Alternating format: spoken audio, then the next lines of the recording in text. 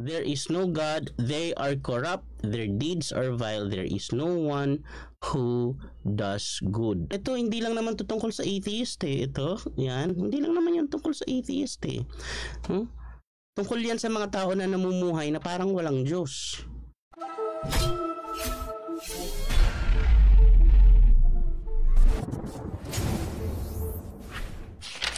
Ito na. Okay, the fool says in his heart. What does the fool say in his heart? There is no God. The fool says in his heart, there is no God. King David. King David is not just a fictional character. He's not just a biblical character. Okay, he is a historical figure. Kasi historical figure sa atin. Sa mga Hudyo, historical figure nila si David. Here's one thing you need to realize, no, when reading the Bible, when reading the scriptures, okay? Tayo, when we read the scriptures, we are reading a religious manuscript, okay? Sometimes parang fairy tale yung texture sa atin, lalo pag yung mga miraculous events, okay? And we read these names, these are religious figures to us. David, Solomon, Moses, ganyan, okay? We read these names, we see these names, mga Bible heroes ang tawag natin sa kanila. There's one thing you need to realize, when you are a Jew, you don't see these people. When you read about Moses, you read about Solomon, you read about David, no? It's different. Iba yung tusok sa'yo, iba yung atake. Bakit? You are reading your people's history. And these people are your historical figures, your distant relatives, mga lolo mo to. So when they see Moses, when they read the feelings of about the feelings of the splendor of Solomon, and then his failings, the courage of David, and then his failings, and then his redemption and God's mercy to him, ang tinitingnan nila yung parang binabasa nila diyan, ang pakiramdam niyan para mong binabasa yung diary ng uncle mo. Ganun yan. Okay, so these are real people. Si David po, ang sabi ni David, sobrang real. Ang sabi ni David, the fool says in his heart, there is no God. And then he tells you why. Okay? Why? Parang yung sabi niya, bless the Lord, O my soul, and forget not His benefits. Tapos he tells you the benefits. Okay? So dito, bless the fool says in his heart, there is no God. Yung sumunod, yun yung reason. Diyan sila humuhugot kung bakit nila nasabi na there is no God. Number 1, they are corrupt. Number 2, their deeds are vile. Number 3, there is no one who does good. Okay, so ito ngayon, they are corrupt, they are vile, there is no one who does good. Yung corrupt na yan, okay, hindi lang po yan sa pera, okay? Pag corrupted po yung character, yung paano hindi magiging corrupt, okay? Pag wala kang Diyos, okay, pag wala pong Diyos sa iyong system of belief, wala kang subjective, okay, immovable moral basis. Lahat pwede mong igalaw, depende sa feelings mo. Okay? So, ang hirap makarelasyon ng ganyang tao. Pag ganyan ang karelasyon mo, saan ka kakapit? Saan? Kaya lagi kong sinasabi, lalo sa mga girls, importante na may Christian values at may Christian values yung iyong magiging partner. Okay? Bakit? Kasi kami ni Jean po, in love ako dyan, head over heels po talaga. Ay, pero totoo talaga, mahal na mahal ko yan. Sobra talagang sukdulang ikamatay ko. Okay, mahal na mahal ko po yung asawa ko. Pero hindi ako araw-araw in love dyan. Ibig sabihin, may araw na gusto ko yung sakalin, no? Pero syempre hindi ko siya sasaktan, okay? So, pero may ganong araw na ayaw mo siya makita, gusto mo siyang iwan.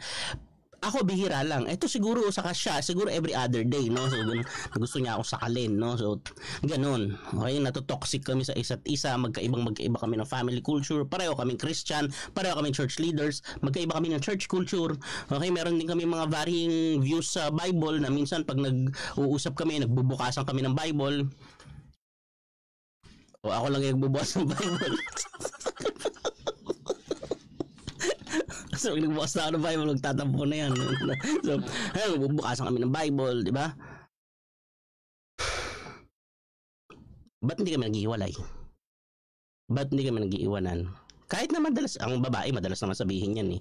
Minsan nga, sinasabi na lang nila yun, out of the blue, hiwalay na tayo. Parang gano'n. Bakit? Wala, nabobore lang. Minsan mambalipas oras na lang nila yung maghamon ng hiwalay. Okay, so, no. Pero hindi kami hindi ko iwan. Bakit?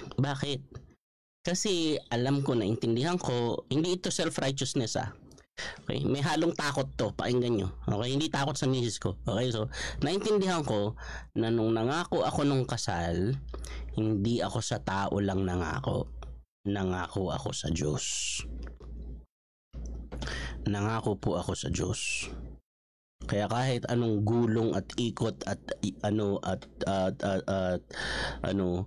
yanig ng aming relationship, hindi ko iwan sa ere yung misis ko. Kasi nangako ako sa Diyos.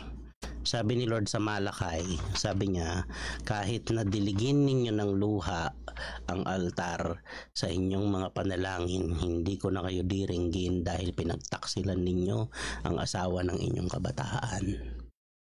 Because you have broken faith with the wife of your youth. Yun yung sabi ni Lord. Kaya kung yung sinisino-sino nyo lang yan, you take it lightly. Na yung iba yung mga boys dito, papalit-palit kayo, nananakit kayo. Diba? Lalo na kung aanakan mo tapos iiwan mo, akala mo okay lang sa Diyos yan. Ang laki ng mananagot po kayo sa Diyos dyan.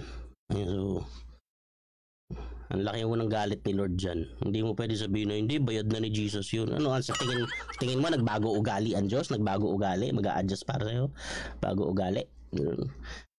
Mapagmahal ng Diyos. Sobrang nga mapagmahal Mahal nga niya Mahal ka niya, mahal din yung babae. Lalo mahal niya yung babae. Okay, so kaya dapat pahalagahan mo yun. Bira, hiningi mo sa Diyos nung binigay sa'yo, babalahurain mo. Diba? Para kayo sa Jollibee, yung hiningi kang trabaho, nung binigay kang trabaho, magpiprito ka ng tuwalya. Diba? So, ayan, so, ganoon. So, kaya sabi ko, kailangan Christian. Kailangan may Christian values.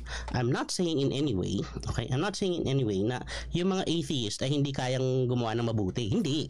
Marami yung atheist na mabait. Okay? Pero, logically, it's indefensible. Wala talagang tatayuan. Nakatayo sa hangin yan. Tanong mo, bakit ka mabait? Ang bottom line na lang yan, preference lang. Because this makes me feel good.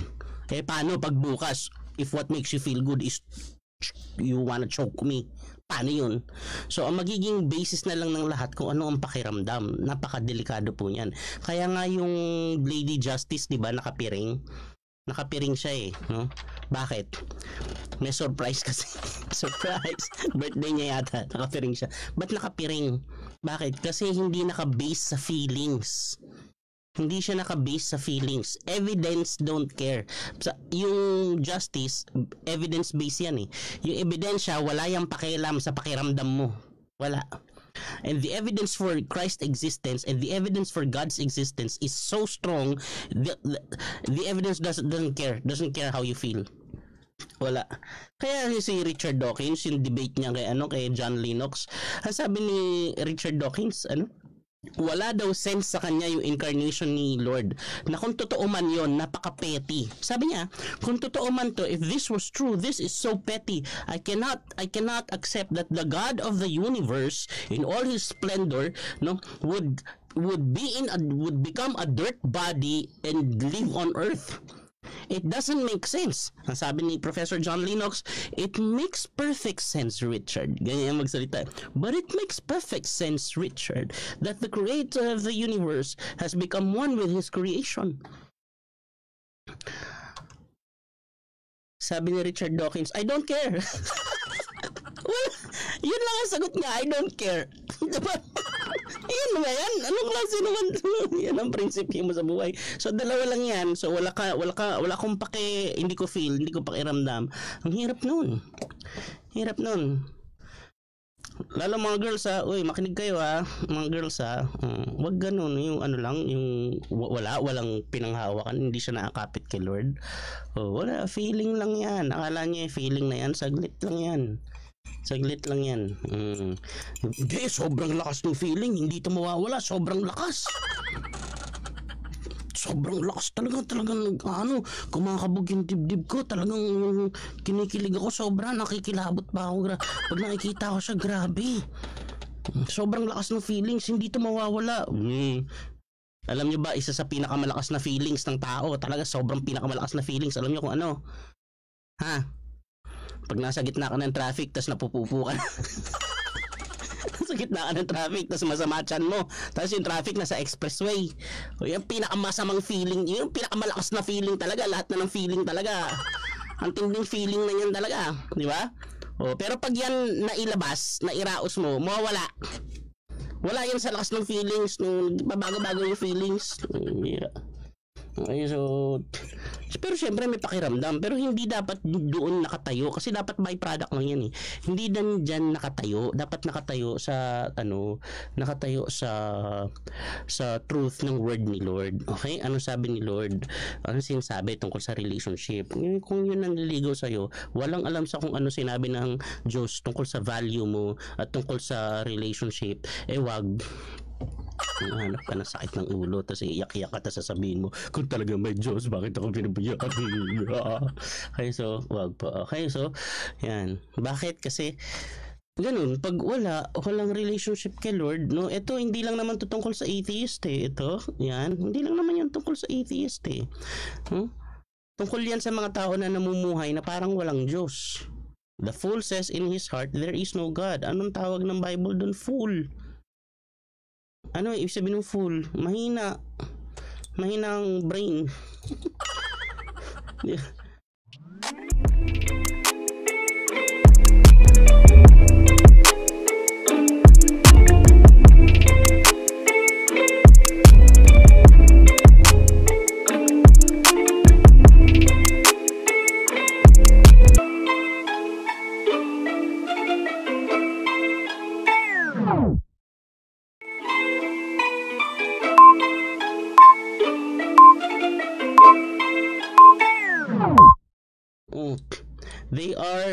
There is no God, they are corrupt, their deeds are vile, there is no one who does good. Bakit? Bakit there is no one who does good? Ba't Kuya Ruther, sabi mo kanina pwede namang may atheist naman na babait. Meron, pero they are living better than they know.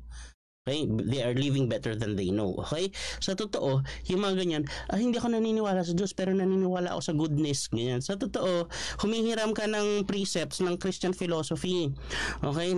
Goodness, humingi ka, hindi yan kayang i-produce. Hindi, naniniwala lang ako sa science. Sa science lang ako naniniwala. Tapos yung argument na science versus God, it doesn't exist. I-explain ko sa inyo bakit ha. Ano yan?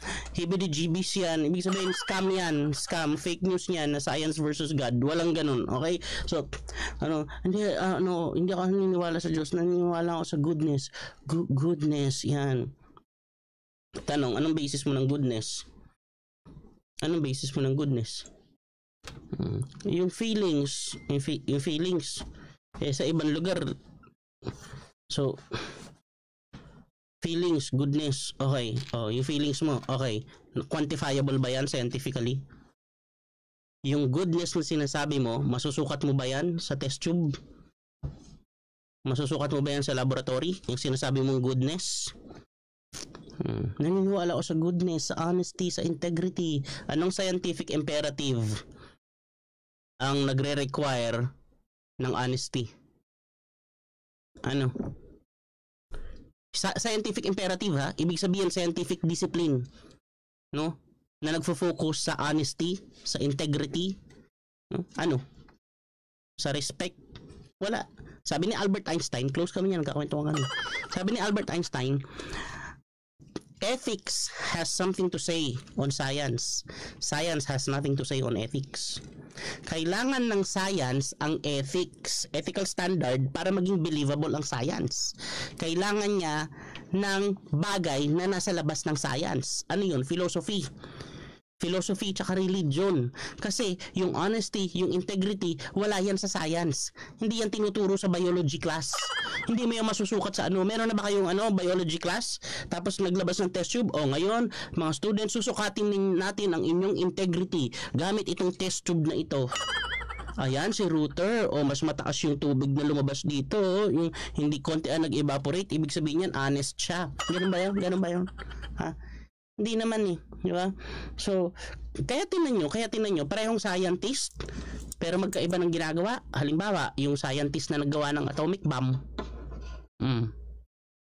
tapos 'di ba may mga nagsasabi kung yun daw yung man-made daw yung yung COVID-19. Pwede naman talagang bioweapon 'yan eh.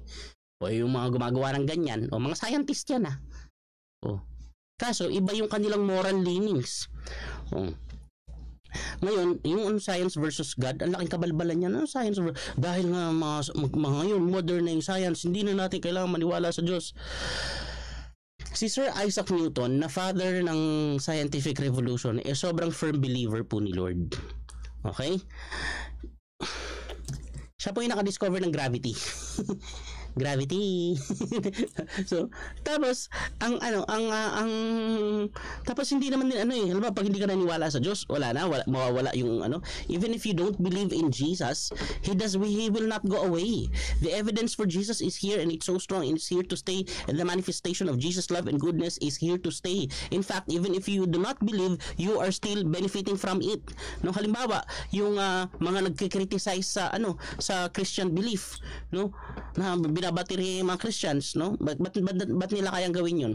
Kasi kahit na karamihan Christians, no, hindi ka sasaktan ng Christian. Bakit? Kasi ang utos ni Lord sa Christian, mahalin yung kaaway, ipag-pray yung mga nagpa-persecute. So, pwede nyo kaming batirihin dito, i-bash nyo kami, hindi namin kayo sisikuhin sa mukha. Huwag lang sobrang lapit. pag sa akin. Yeah. So, pero ganun, di ba?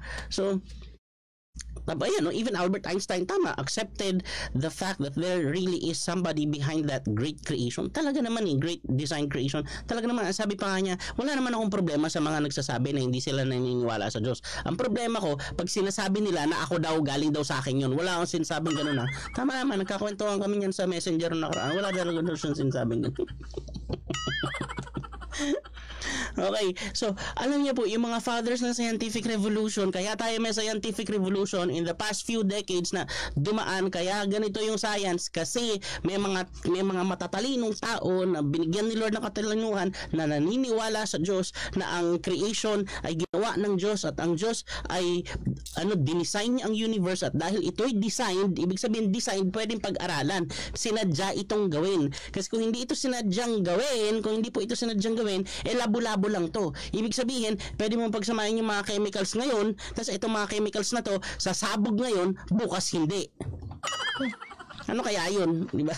So, edi ang mangyayari yung mga missile, di ba, na pinagsama-sama yung mga chemicals, tapos yung mga components ng mga bala, mga missile, di ba? So, anytime yan, pwedeng sasabog, pwedeng hindi, no? Kahapon sumabog yan ngayon hindi. Wala kasi blind unguided process yan. So, wala tayong baka mamaya nasa air nag-evolve yung chemicals. Ayan, yun nangyari, hindi sumabog, naging confetti, di ba? Di ba? Tapos ay nako, alam nyo, ito kaya no one does good, there is no one who does good. Why? Because there is no basis for it. No, kahit nga yung tanong, yung sabi ni C.S. Lewis, ito yung tanong, kung talagang may Diyos, na mabuti ang Diyos, kung talaga if there is such a thing as a good God, if God is real and He is good, how come there is evil? Okay. So the existence of evil presupposes that there is such a thing as good. For you to identify evil, kailangan merong good. Tapos kung merong good at evil, kailangan merong moral law. Merong moral law in which to identify which is good and which is evil. At kung merong moral law, kailangan may source ng moral law na immovable. May source ng moral law. Okay? So, ibig sabihin, may moral giver. At yung moral giver, yun si Lord. Hindi mo mababago. Ngayon, pag tinanggal mo yung moral giver, mawawala ng moral law. Pag walang moral law, mawawala ng good. Pag nawala yung good, mawawala yung evil. So, mawawala yung tanong. Kaya sabi ni ang convenient escape hatch he made ni Richard Dawkins, there is no such thing as good and evil. We are just dancing to the tune of our own DNA. Oh, tapos babatirihin niya yung sasabihin niya, yung mga Christian, mga evil, mga religious people, evil. Sandali, saan mo nakuha? Evil? Sabi mo walang evil. Sabi mo we are just dancing to the tune of our DNA. Diba? Ang gulo rin eh. So, yun. Sabi pa niya, you don't need a book to give you a moral compass. Hindi mo kailangan ng libro para turuan ka mag-isip kung ano ang tama. Tanong niyo kung saan niya sinabi. Sa libro niya. Sinabi niya sa libro niya, hindi mo kailangan ng libro para turuan ka mag-isip kung ano ang tama. Pero pinipilit niya na yung libro niya ay tinuturuan ka na yun ang tama. Ay nako. Ay nako. Ito may babasahin ako sa inyo ha. Okay, it's search nyo sa ito ang kagandahan ngayon eh. Dati pupunta ka pa sa public library. Tingnan nyo to. Basahin ko yung mga nagsasabi science versus God, na yung mga naniniwala sa Diyos, mga backward thinkers, mga mga bobo daw, mga mahina daw utak. Tingnan nyo to. Hindi ko to inimbento ha. Basahin ko lang, mabilisan lang ha. Okay. A quick Google search. Percentage of Nobel Prize winners by religion. Okay? Most 65.4. Most 65.4 have identified Christianity in its various forms as their religious preference. Overall, Christians have won a total of copy paste ko nga to para ma-screenshot nyo ha. Wait lang. Dito lagay ko dito. Okay, so lagayan ko Wikipedia po yan ha. Ayan, commons.wikimedia.org wiki. Okay, so most 65.4 have identified Christianity in its various forms as their religious preference. Overall, Christians have won a total of 78.3% of all the Nobel Prizes in peace, 72.5% in chemistry, 65.3% in physics, 62% in medicine, 54% in economics, and 49.5% of literature awards.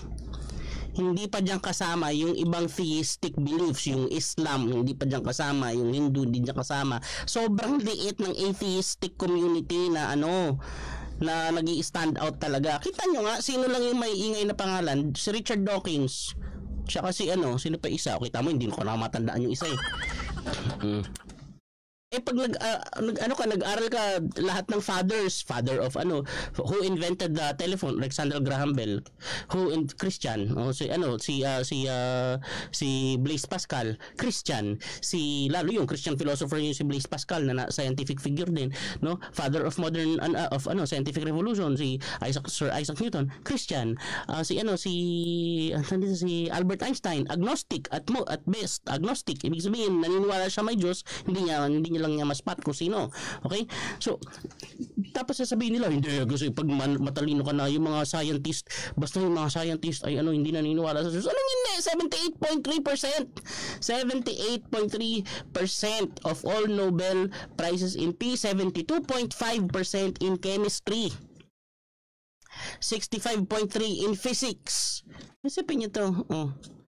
Tapos kung ano-anong iimbentuhin nila ng mga detalye na daw pag naniniwala ka sa Diyos hindi ka pwede sa yung mga matatalino daw hindi naniniwala sa Diyos. Actually, si Nobel ay tinawag noon na trader of death kasi siya ang nag-imbento ng mga nakamamatay na gamit like dynamite, tama. Pero nung nakilala niya siya ni Lord, sinimulan niya yung pagbibigay ng Nobel Peace Prize. Kita niyo yan? Hindi, totoo yan. Nakalimutan ko thank you for reminding me. Totoo yan. Yan ang story niya. Isipin niyo pati yung hymnal na Amazing Grace, pangalan nun John Newton yata pangalan nun. Slave trader. Yung author ng hymnal na yan, slave trader siya bago niya nakilala si Lord. Eto si Nobel, ayan naggawa ng dynamite. Tapos nakilala niya si Lord. Ngayon siya nagbibigay ng Nobel Peace Prize. Isipin niyo. Kaya tama talaga yung sinabi ng Bible, the fool says in his heart, there is no God. The fool says in his heart, there is no God. Psalms chapter 14 verse 1. Okay? So, nakatahi po yan sa Proverbs chapter 9 verse 10. The fear of the Lord is the beginning of wisdom. Tayo, pray muna tayo. Okay, Lord? Lord, maraming salamat po. Thank you, Lord God, for once again reminding us, Lord God, that the fear of the Lord is the beginning of wisdom. True wisdom, Lord God, is where goodness comes from, Lord. We can only be good, Lord God, if we are with you. Apart from you, we are nothing, Lord God. Our ideologies, our ideas, Lord God, Lord. Tama po, Lord God, si Jeremiah, sinabi po sa kanya, Panginoon, the heart of man is the most deceitful of all. Who can know it? Meron na pong sagot, ikaw, Lord God. Alam mo po ang puso namin at kaya mo po kaming bigyan ng bagong puso. Maraming salamat po. Thank you. We honor you. We bless you. Thank you for tonight. Reach out to all the people, Lord God, who are tuned in tonight, Lord. Lalo na po yung mga nangangailangan ng yakap mo, Panginoon. Maraming salamat po. Thank you. Thank you in Jesus' name, Amen. Palakpakan natin si Lord.